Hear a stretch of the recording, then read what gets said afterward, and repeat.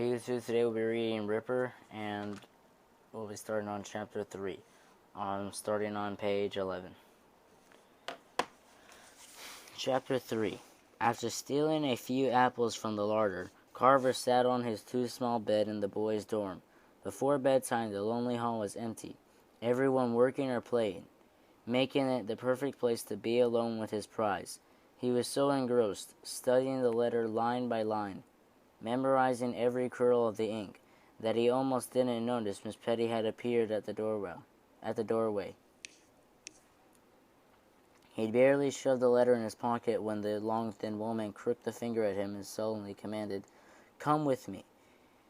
Had she found out? Already? He'd been so careful. He followed in silence as the matriarch marched him downstairs to the narrow hall between the dining room and kitchen that held her office.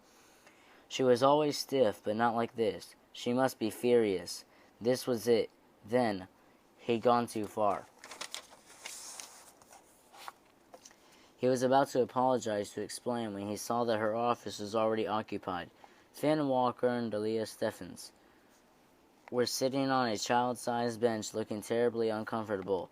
At the sight of Carver, Finn narrowed his eyes and grunted in his already deep voice. If he said I did something, he's lying again. Big as he was, Miss Petty silenced him with a glance. Finn was in trouble more than Carver. But what was Delia doing here? The dark-haired, round-faced girl had been at Ellis nearly as long as he and Finn, but her behavior was impeccable. Her thin cotton dress was too light for the weather, and she was flushed and sweating as if she'd been yanked from the laundry room in the middle of her chores. What was going on? Sit, Miss Petty said. To keep some distance from Finn, Carver wedged himself between Delia and a wall. After shutting the door, Miss Petty rounded on them. Instead of a royal ear-lashing, though, she cleared her throat and spoke in a quivering voice. The building's been sold. We'll be purchasing a larger facility further north with a field and a gymnasium.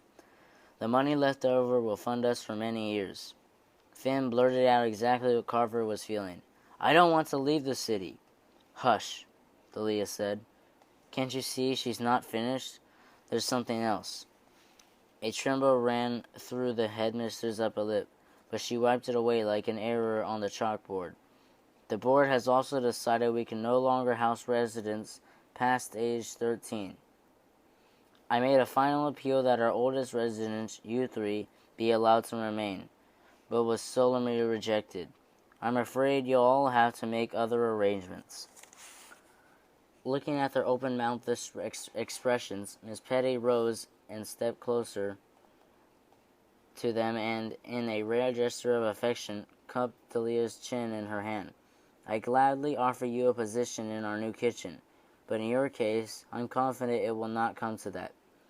A more severe expression had been reserved for the boys. As for you two, I continue to regret I could not be both mother and father. You each need the latter badly. However, if my word means anything, I strongly suggest that if you don't intend to wind up on the street, you put all mischief out of your minds and focus on making the best possible expression on next week's prospective Parents' Day. But, Carver and Finn said simultaneously. She cut them off. I promise nothing, but do as I ask, and there may yet be a surprise for both of you. Since his father had been such a friend to Ellis, I've managed to persuade our new police commissioner to attend, bringing a great deal of attention to the event. If there is a chance for you to avoid the life of a street rat, it will be there.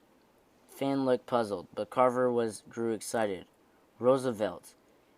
He's working on the library murder. They say her body was... Miss Petty closed her eyes. Mr. Young, please. I'm delighted that you're reading, but if you broaden your focus a bit, you might have something less unsavory to discuss. Sorry. She grimaced. I'm sure. Now, leave me please. I still have arrangements to make, and you all have some serious thinking to do.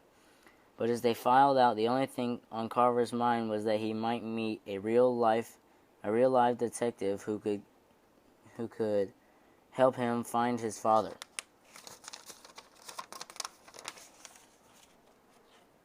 If you want to hear chapter 4 of Ripper, look for my next video.